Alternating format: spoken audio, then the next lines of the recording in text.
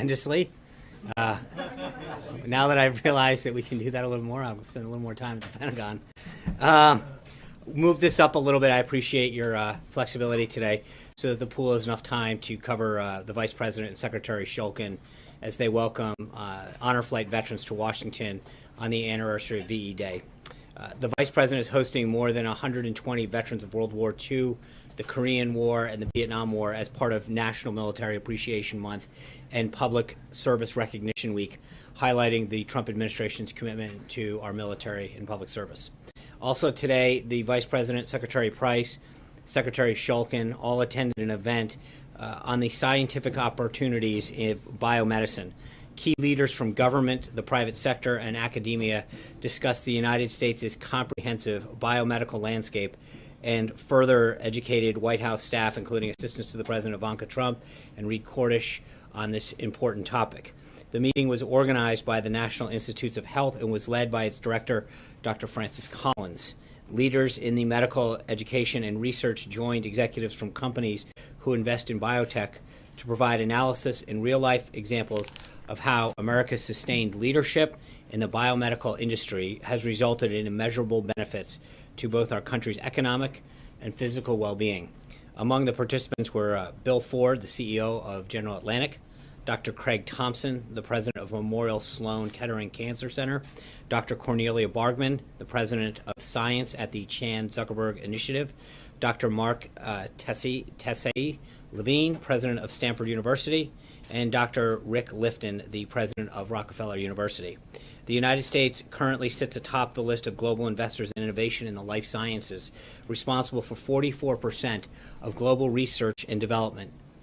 This investment is dependent on the NIH and the important research it funds. In order to maintain our international leadership in biomedicine, we must strengthen the partnerships between government agencies, investors, academics, the biopharma industry, and research foundations. This meeting was an important step in reinforcing that essential cooperation. Moving on, I'm pleased to announce that today, shortly after this briefing, we will release a list of the President's third wave of federal court nominees. These 10 individuals that the President has chosen were chosen for their deep knowledge of the law and their commitment to upholding constitutional principles. 2 of the nominees today came from the list of potential Supreme Court nominees that the President released during the campaign. If confirmed, Justice Joan Larson will be a circuit court judge on the U.S. Court of Appeals for the Sixth Circuit. Justice Larson is currently serving on the Michigan Supreme Court. And Justice David Straz will be a circuit court judge on the U.S. Court of Appeals for the Eighth Circuit. He currently serves as a justice of the Minnesota Supreme Court. The campaign list was put together from input from the Heritage Foundation as well as the Federalist Society. And as the President said last September when it was released, these, quote, highly respected people are the kind of scholars that we need to preserve the very core of our country and make it greater than ever before, end quote. The President followed the principles that were used to guide that list to select the additional 8 individuals. And as I mentioned, the full list should be out very shortly. In terms of the President's schedule for today, this morning he met with his National Security Advisor, General McMaster. He also spoke with the French President-elect to congratulate him on his victory. A readout of that call should be out very shortly. The Prime Minister of Georgia was also at the White House meeting with the Vice President. The Prime Minister then dropped by with the Vice President into the Oval Office to greet the President. And earlier this afternoon, the President had lunch with the Vice President. In about an hour, he'll meet with Secretary of State Tillerson. Secretary Tillerson has also been meeting with several foreign leaders today at the State Department, including the Prime Minister of Montenegro, the Foreign Minister of Slovakia, and the Foreign Minister of Qatar.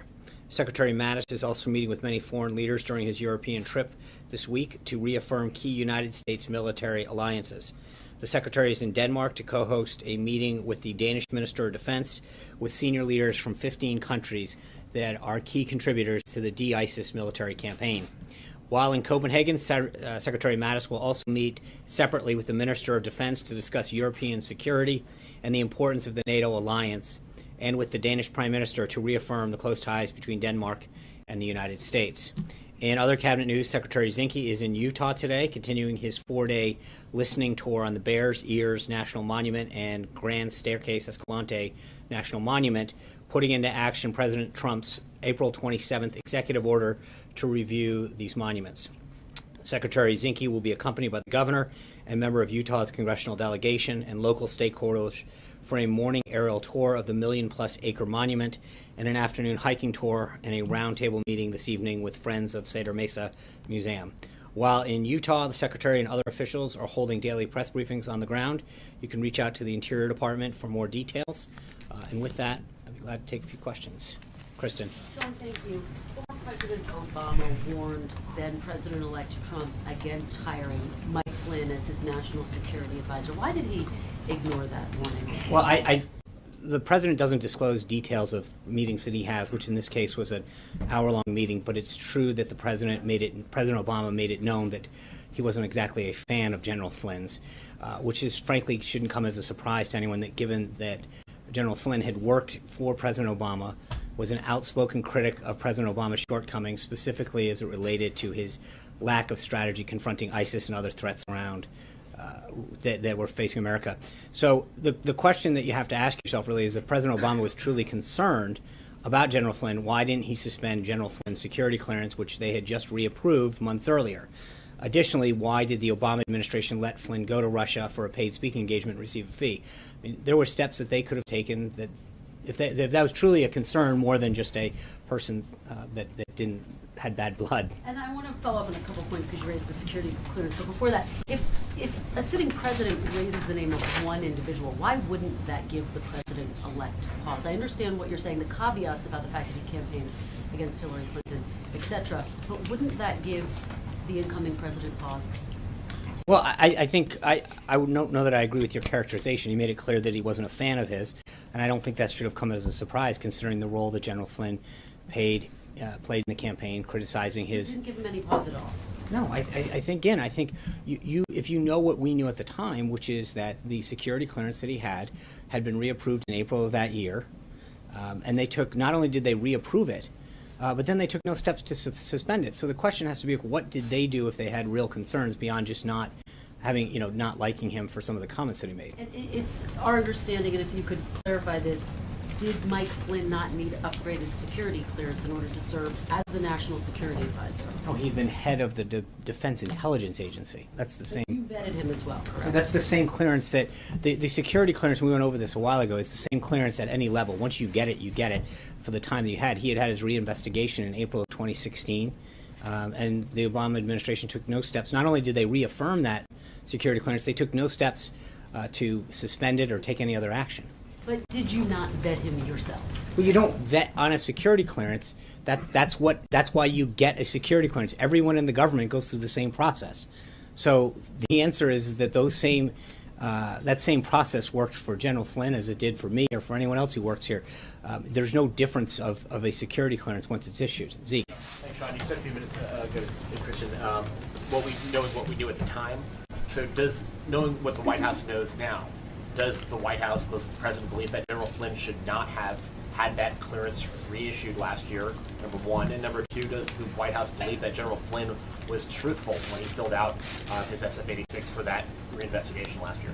Well, I'm not going to get into those details. It was obviously that was something that was adjudicated by the Obama administration in April of 2016. They took no steps to suspend that. So that's not really a question for us. It's a question for them at that time. Knowing what you know now, that's in the public I think the record. president took appropriate action when he did, once he felt as though General Flynn had misled the vice president, and he took appropriate and decisive action at the time, and he stands by that today. Did his ties to Russia, did his work as a registered foreign agent, now registered foreign agent for the government of Turkey, lead to his firing in February? Well, again, I don't think we're going to re-litigate this. The president made the right decision back then, and he stands by that. Hunter. Thank you, Sean. Last week, officials indicated the Pentagon planned to send the president a proposal to send several thousand additional troops to Afghanistan. Can you confirm whether or not the president has made a decision about sending additional troops to Afghanistan? And if so, when are they going, how many are going, and what is their mission? Yeah, I'll refer you to the Department of Defense on that. They are in contact with him, but we have nothing to share at this time. Sarah. Thanks, John. The president tweeted this morning that senators on the Intelligence Committee should ask Sally Yates about her role in classified leaks about General Flynn. Does the president have evidence that ties Sally Yates to the Flynn leaks? Why did he tweet that? Well, I think you guys are well aware of the president's concern about spills of classified and other sensitive information out into the open. It's something that should concern every American, and the president's made it very clear since he took office that's a big concern of his. And so the idea that classified information made its way into the press is something that I think, while we're asking all of these questions, is one of the ones that I think the senator should ask. How did that information get out into the open like that? I think that is an equally important question that frankly isn't getting asked. But does the president believe that Sally Yates was the leaker in this? Again, I think that the tweet speaks for itself. What he's saying is that the Senate should ask those questions. Yeah. Sean, aside from the announcement today that the president will nominate 10 judges to fill federal vacancies, many conservatives remain concerned the White House is woefully behind on overall appointments. The president recently told the Examiner, paraphrasing, that he doesn't need to fill vacant posts in the administration. After these 10, there will still be 110 judicial vacancies. Does the president still believe vacant administration jobs do not need to be filled? And are there any plans to increase the pace of political appointments? So there's like 3 questions in there. I'll try to break them down. Number one, we have a very robust schedule of releasing names. There is a method to this in terms of the nominees that are getting put out now, and I think you should expect to see more and more go through. The process this time around is a little bit different. We're actually going through the Office of Government Ethics and FBI clearances before announcing most of these individuals. And so there's a little bit of a difference in how we're doing this, but we are well on pace with respect to many of these to get the government up and running. But the president's point that he was making in that interview was that part of the review of government is to make sure that we're looking at these positions and figuring out whether or not we have the taxpayers getting the best bang for their buck, both in terms of productivity and cost. And so we're looking through the entire government. Director Mulvaney, I think, briefed you all a while ago about how we relook at government and figure out whether or not we can do a better job of filling positions, of staffing the government. But we're going to continue to have announcements on key positions as the week goes by. Control to the bureaucracy if you don't fill some of these? We are, and that's what I'm saying. I think that you're going to continue to see, whether it's judicial nominations, ambassadors, other key positions. I think we have a very healthy clip of announcements that continue to go out. Trey. Thanks, Sean. Ahead of her testimony today, does President Trump believe Sally Yates is a trustworthy source of information? Well, that's not up for us to decide. I mean, that is up to the Senate to decide whether or not what she does, and we'll have to wait and see what that. And following up on Sarah's question, it seemed that the president was implying that Sally Yates may have had something to do with the leaked information to newspapers. Is that what he was implying? I think the tweet speaks for itself. I don't think sometimes you don't have to read too much into it. Richard. Thank you, Sean. 2 questions on NAFTA. First, the Canadian Prime Minister on Friday said that they're considering, as a reaction to what the Prime Minister calls an unfair punitive duty on Canadian softwood lumber, right, considering banning coal imports from the U.S. Is it the beginning of a trade war between Canada and the U.S.? No, that's why we have dispute settlement mechanisms to do this in a responsible way.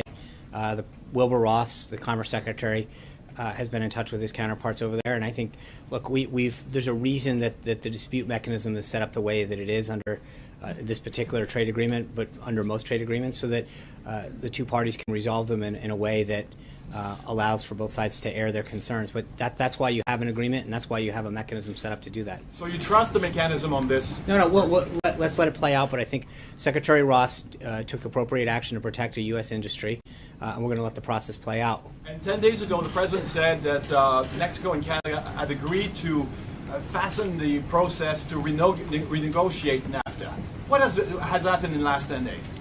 Well, I think our officials will start to. We'll have further updates for you on that. Right now, there's nothing to share. John. Thanks a lot, Sean. Did Sally Yates have to run any of her planned testimony by the General Counsel's office that she'll deliver later this afternoon? I'm not aware of it, no. And also, do you have any reason to doubt that her testimony, which will be under oath, will be truthful before the Senate subcommittee? I have no, I mean, no. I would assume that when you raise your right hand and agree to tell the truth and nothing but the truth, that you'll do that. That's the whole reason that you pledge. Francesca. Thank you, Sean. For weeks during the transition, President Trump was not receiving a daily intelligence briefing. He was receiving his information from General Flynn. Do you think that lack of direct information from the intelligence community community contributed to the lapse in vetting with General Flynn? So first, he did get his. I mean, we extensively went over the PBD briefing throughout the campaign. I believe back then it was 3 times a week that he was getting it, and then supplanted by his national security team. They would go in and do that. So I think the premise is not there. Secondly, as I mentioned to Kristen, the processes that were followed by General Flynn are followed by every government employee who receives a clearance at that particular level. And sorry, on another thing, I wanted to talk about the signing statement that came out on Friday with the spending bill. Senior administration officials, including Education Secretary Betsy DeVos, didn't seem to know about that. Why didn't she or people working on that issue know about that, know it was coming? Whose idea was that? And what happened between when Sarah was out here on Friday saying that she didn't think there was going to be something like that, and then close of business when there was a signing statement? And did you know it was coming? So signing statements are a pro forma activity that occurs during a bill signing that's performed by the Department of Justice, Office of the Legislative Counsel. It's been used by every president. So I'm not really sure what everyone knew, but that is something that goes along going back multiple administrations. Can I follow with that on HBCUs from that signing statement, Cecilia. please? Thanks, Sean. On the travel ban, a couple questions if I may. Back in February, the president said that lifting the travel ban would mean that many bad and dangerous people would be pouring in. Have you seen any evidence that that's been the case in the 3 months since this ban was lifted? I think that's a question for the Department of Homeland Security. Well, that's something you've been tracking. No, I personally know, but I'd be glad to follow up with the Department of Homeland Security. I don't have anything at this time on that. Okay, on this, in the same vein, if this White House is no longer calling this a Muslim ban, as the president did initially, why does the president's website still explicitly call for, quote, preventing Muslim immigration, and it says Donald J. Trump is calling for a total and complete shutdown of Muslims entering the United States? I'm not aware of what's on the campaign website. You have to ask them. I know how we've talked about this from the first day of this administration as a travel ban that's in this country's national security interest, to make sure that people who are coming in here with the right motives and reasons, that we're having a public safety aspect to making sure that we're protecting our people. I think we've been very consistent since the first day of this administration on this. Is it worth getting here, though, in completely disavowing the use of that phrase Muslim ban? I mean, if it's still on the website, if the president's words are being used against him in court today, is it worth you clarifying that once and for all? Yeah, I'm trying to figure out why I've been very clear. I don't think I need to clarify what we have said or what the president said. Since it's coming up in court, and if that's I understand that, and that's frankly one of the reasons that we have concerns about how that's being interpreted, because I think the intent of the travel ban was very clear. I think it was something that the president made very clear in the filings that we have filed, why he did it, the motives for doing it, and he was very clear when he spoke about it from the beginning. So there really shouldn't be any question as to why the president's doing this, and the idea of making sure that we're putting the safety of our country and our people first and foremost. So, Tamara. Thank you. I've got 2 topics, hopefully fast. Okay. So the Kushner family was in China making a pitch for the EB-5 visa program. This came a day after the president signed the omnibus, which of course extended that program without any changes. So 2 questions on that. One, is it a violation of the conflict of interest agreement that Jared Kushner came to? And also, does the president believe that that investor visa program needs to be modified in any way? So I think I would refer you to the company on that. I don't. But Jared has done everything to comply with the ethics rules to make sure, and that had nothing to do with him per se. He wasn't involved. And secondly, I think we've talked about this before, that the president and Congress are looking at how to look over the entire visa program, all the various visa programs, and whether or not they are serving the purpose that they were intended to, whether or not we're making sure that we do what's in the best interest of the American worker. And so we're going to continue to work with Congress on that. And regarding the opioid commission, it's my understanding that no members of that commission have been named yet. We're more than 30 days into what was supposed to be a 90-day period for that commission to come back with a report to the president. What's up with that, and does that send the wrong signal to people who believe that this is a very urgent crisis where like more than 100 people are dying every day? Right. Well, let me get back to you on the exact names and the announcement on that.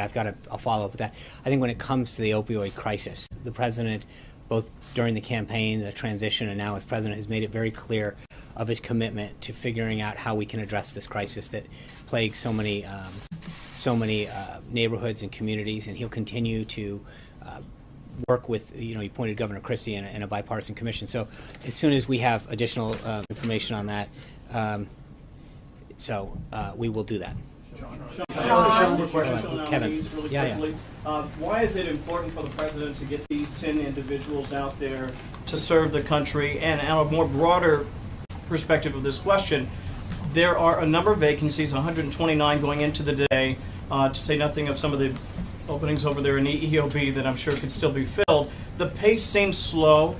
Is the president aware of that pace? Is he comfortable with the pace? And what's the White House doing, not just to fill those important judicial jobs, but others that are related to the administration? So on the judicial jobs, obviously, we're going through it in a very methodical way. As I mentioned earlier, there's a lot of background that goes on in each of these in terms of the Office of Government Ethics, the FBI background check that goes on. And so they're all in the pipeline. I think you'll continue to see a very robust amount of announcements on not just the judicial front, but on several of the fronts. And we're really, we've been tracking where we are. I think we're well on pace with where previous administrations have been. Some ahead, some a little behind. But we're doing a great job of filling those key positions and making sure that we get the right person for the right job. Sean. I want to ask you a big picture question about Afghanistan. You were asked about troop levels and you don't have an answer to that. But last week, the Special Inspector General for Afghanistan Reconstruction painted a very grim picture. Security incidents through March reached the highest level in a decade. Civilian casualties were the highest on record. There's rampant drug use in Afghanistan. So as the president weighs this request for more troops, what's going to be his ultimate goal? Is it going to be stability? Is it outright victory in the 16th, 17th year of this war? Well, I think number one, he wants to make sure that we defeat ISIS. That is something that is in our national security interest. Make sure that we protect our people, but does so in a very responsible, smart way. I mean, he's talked about not projecting, where he's going and what he's going to do to let the enemy know ahead of time. And part of that guidance and that his national security team is giving him are different pieces that you're talking about. How do we achieve those key outcomes? How do we do what's in the country's best interest and utilize our military and our treasure to the best of our ability? That is something that we're continuing to work on and do, and that's part of what he is getting briefed on and is implementing. It's so I'm not entirely sure if that answers what you're going, but that is what he has been getting briefed on, and that is the kind of decision-making process that is currently underway. Is the president displeased with the current state of affairs in Afghanistan? Well, I think he wants to make sure that we do what we can to win, and that's why he charged the generals and other military advisors and national security team to come up with a plan that can get us there. So, Ronica? Sean, thank you. Does the president believe that healthcare is a right or a product? Well, I think the president's been very clear in his statements that whether or not you call it a right or not, he wants every person to have access to health care that covers pre-existing conditions, that is affordable. And I think the steps that he's taken over the last week in the bill that he's implemented, that he worked to pass through the House, clearly highlight those priorities. He wants to make sure that people have access to care. He is concerned when he hears about companies leaving the marketplace and not giving consumers a choice. He is concerned when he hears about deductibles going through the roof, costs going through the roof, and people not having the access that they can to health care. And he is very concerned that we are facing a choice right now where Obamacare is failing and dying, and that if we don't act, that people won't have access to health care and they won't be able to afford it. And so the steps that he is taking are to achieve those principles that he's laid out. Blake. Two questions as it relates to President Trump and former President Obama. Back to that November conversation, were there specific reasons given, and if so, as it relates to Michael Flynn, and if so, was that based on private information? I don't know the answer to that. I know that, like I said, he passed along exactly what I mentioned to Kristen at the outset, and that's all. Sean, secondly, Michael. Two clarifications on the signing statements broadly, not just the subject of the HBCUs.